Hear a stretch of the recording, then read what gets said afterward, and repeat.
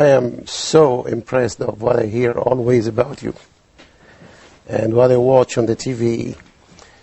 May Allah reward you for your efforts and your strength in keeping your path like this for 17 years now. Every time I tell the story and I think about you, Allah يخليك. I thank Allah so much that He sent somebody like this man. Why? I don't want to talk about you in front of your face. This is embarrassing. No, but this man, if Allah would have sent anybody else, I would not have listened to them. Subhanallah. Why? Why? Because you remember I was just telling about the priest and the one in the wheelchair. I was just telling you the story. This man was in a wheelchair, and it turned out he was a Catholic priest. Okay. So when I was witnessing to him, he said, okay, I want to confess something to you. And I said, don't confess to me, I'm not a priest. I'm not even a Catholic. He said, I know that. I am a Catholic, I am a priest. Okay. And I was shocked. You remember? Yeah, I remember. Father Peter Jacobs. Peter Jacobs, yeah. I remember him very well, yeah. When he got out of the hospital, I asked him to come and live in the house with us. And in the meantime, we brought Muhammad to live in the house with us. We had a big house out in the country. Okay. We called it the ranch. Okay. Yeah. And this time you were new in America. Midlothian, huh? This time you were new in America. Yeah, less than 1 year. Less than 1 year. Yeah. Sometimes he would say words, I didn't have a clue what he was saying, but he'd be smiling, I'd be going, yeah, I guess. You know, he was still getting his English together. Oh my God. You're Texan. Oh, and then what happened? Yeah, I'm so, I don't know if I can remember what we're doing even here now. This is shocking me. Okay, you met the guy in the hospital. Oh, yeah. He said he's from Venus. Yeah, well, that's what happened. After I found out he was a Catholic priest, I realized that, you know, he didn't like me coming and preaching to him as a Protestant Christian, you know. Anyway, when he came to live with us, I was telling him about this guy is a Muslim living with us, let's convert him. He's telling me, actually, as a Catholic priest, we had to study Islam. I know about Islam. I said, you do? He said, yes, it's a very important religion, and it has this and this. He's known the 5 points of Islam, you know, the pillars? Yes. Believing in Allah and His Messenger and performing the salah, the prayers, fasting Ramadan and paying zakah, the charity, and also making pilgrimage. He knew all about these things. So then we would sit around the table at night. Now here's what we do. Clear off the table after the food. And then nonchalantly, let's just discuss the Bible in front of our Muslim friend. So I bring out the Revised Standard Version of the Bible. My father brings out the King James Version of the Bible. A different version. My wife had, she had the Jimmy Swaggart's Good News for Modern Man. Sure. And then the Catholic priest has a totally different Bible. Because these books are all 66 books each, okay? But the Catholic version, which is much older, in fact, the Christian Protestant Bible comes from the Catholic Bible. But the Catholic Bible has 73 books. What happened to the other 7 books? Nobody knows. Anyway, here we are. We're talking about which book. No, my book. No. And my book says in it that the Malik James, the King James Version, is having grave defects. It needs to be retranslated. And my father's saying, no, this one, no, that one, so and so. And finally, I'm embarrassed because we're arguing in front of him. I said, okay, but just change the subject. How many versions of that Quran thing do you have? Yeah. Okay. Yeah, I think probably we should let the people know. This is live, yeah? Of course. So you have call-ins, right? Yep. Okay, we should probably let the people know then that we're going to hold up any calls until after we complete this story. I think it's better. What do you think? Of course. I'm not trying to tell you how to run the show, but it just, you know.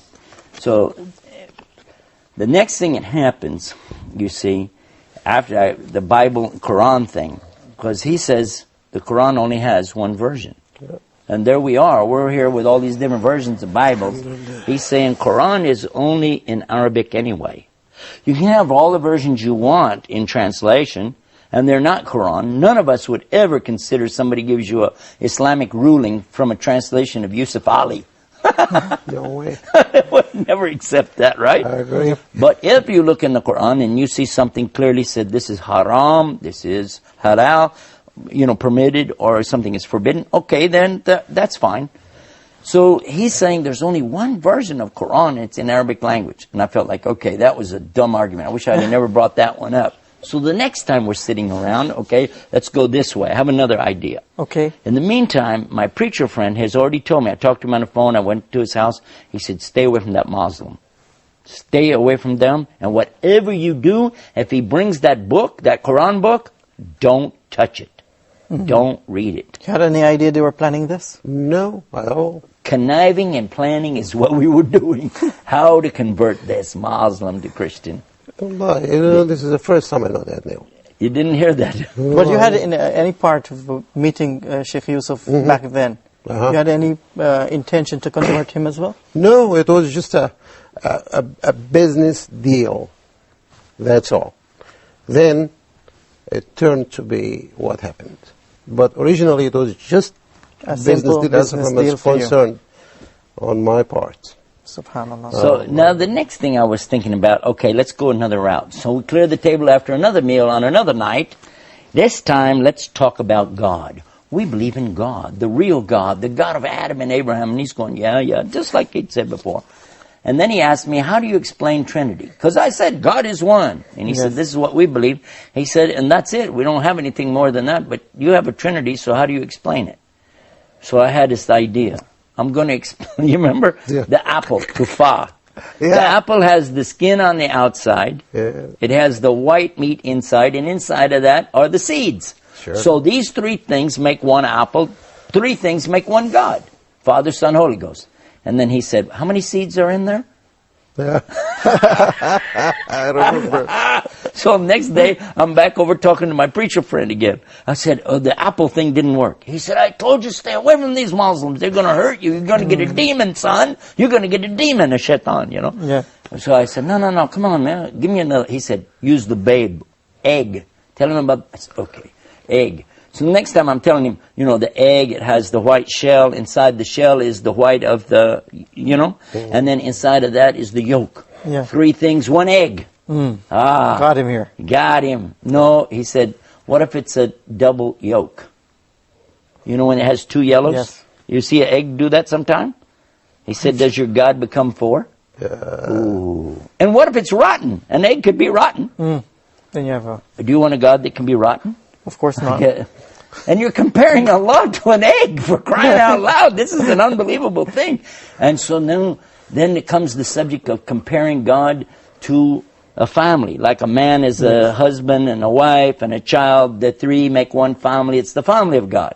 Well, what if you have some more kids or twins? Or what if you get a divorce? You want a God that can get a divorce? No, you don't want that. So we're going through these different stages of how to explain something. Finally, I'm about exasperated. I tried the finger. You know the finger? Yeah. When it's one finger, but you go like this. 1, 2, 3 parts makes you compare God to your finger. What's this? SubhanAllah. Trying everything possible. Yeah, and then finally, the water. You've heard of the water one, right? Yeah. The water is like this. Water is three things. It is a liquid. It is a gas when it's a vapor, when it becomes steam. And also it's a solid when it freezes. Three things all in one. Except what? They can't be all three at the same time. Yeah, that's right. So now what will you do? How will you so finally I'm going to throw it back on him. I said, well, what do you guys say about it? And what did he read? Surah Ikhlas. أعوذ بالله من الشيطان الرجيم بسم الله الرحمن الرحيم قل هو الله أحد الله الصمد لم يلد ولم يولد ولم يكن له كفوا أحد. Now, the meaning, when he explained the meaning, this is what got me. But while he was saying it, we were in the car. Yes, I remember. And you were reciting, and I told you, stop, read it again, say it again. You said, why? You don't know the Arabic. I said, no, something is beautiful. I don't know what you said. You started crying. You don't know Arabic. I remember that. Many times I saw other people like me who they hear the Arabic in the Quran. They don't know Arabic, but they start to cry because it's Allah's speech. And when the heart the heart is real and sincere, it recognizes Allah's speech. Subhanallah. It does. The heart does, yeah. It's not a joke. Now, if somebody's a non-believer, won't believe that anyway, so who cares? But if somebody believes, they will recognize this Quran, this speech of Allah. And I'll come back to this. So now, I'm perplexed. I'm stressed out over this thing. I can't convert this guy. In the meantime, he brings a Quran. That big, remember the big Yusuf Ali translation? Arlington Mosque, yes, sir. You got it from the mosque. Arlington Mosque, yeah. Yeah, and he brought it, and he set it on top of the counter in my dad's store. It was set up there. And I'd look at it, and he said, do you want, I said, no, that's okay, you know. And when he wasn't looking, you see, I went over and I looked at it, and I remember my friend's warning, don't read that book. So I said this little prayer in my heart before I touched it. Oh God, protect me from any evil while I read this book. Now, any Muslim knows that that's exactly what we always say anytime we go to the Quran. Every Muslim does that. A'udhu billahi minash shaitanir rajim. I seek refuge with Allah from the cursed devil. And then we begin to read the book. Exactly. I didn't even know I was doing the right thing. I opened it up. And what I read? Surah Fatiha. Subhanallah. Anybody that knows Surah Fatiha, they knows this, how beautiful it is. It says, Bismillahir Rahmanir Rahim, Alhamdulillahi Rabbil Alameen, Ar-Rahmanir Rahim, Maliki Yawmiddin. Iyaka nabudu wa iyaka nasta'in. Ihdina siratal mustaqim, siratal ladina an'amta alayhim, ghayril maghdubi alayhim, waladallin. And this man sitting right here is the one who taught me how to recite that. I remember the first day. I remember the first day when you said, would you like to learn how to do this? And you were teaching us Bismi, Bismi, Bismi. And we were saying Bazmi? No, Bismi. Yeah. Bozmi? Yeah. No, Bismi, Bismi, Bismillah, Bismiwa, Bismillah, Bismillah. And finally we got Bismillahir Rahmanir Rahim. I said, wow, that's good. He said, no, that's just the first part. Yeah. But it said Bismillahir Rahmanir Rahim. Yeah. Alhamdulillah Rabbil Alameen. It took us like 2 days to get that. Wow. Yeah, I remember that. But we were so excited hundreds of times until in Arabic, and he's it takes, you know. Careful, don't mess with Texas. No, I'm not messing with it. Because I am one of them, so I can mess with them. The next thing that happens, though, the Catholic priest, he asked Muhammad, can I go to your church? Meaning the masjid. He went with you. Do you remember that? Yep. And they were having all this business going on, and so-and-so in the mosque at that time. So, the Muslims are the biggest enemy to Islam in America. But that's another story. Very tough period, yeah. Yeah. So, but when you brought Peter back, Father Peter Jacobs, when he came back to the house, do you know what we did? My wife and I took him aside and we said, what did they do in there? Did they like slaughter any animals? Did they make any bombs? What were they doing? He said, no, they came and they stood and they were bowing, prostrating on the ground, sitting, and then they left. I said, that's it? He said, that's it. Salatul Subh. They just came and prayed and left. That was it. So I said, And all this time you had no idea? No, that they are doing something in my, behind me. but in the same time, I started feeling motivated to explain Islam to these guys. They had so many questions. Okay. So that meant something to me. Okay, so you're starting now. It's not just a business deal now. I give it more. No, it's not only a business, just business anymore. It became just something else together with the business. What was the point?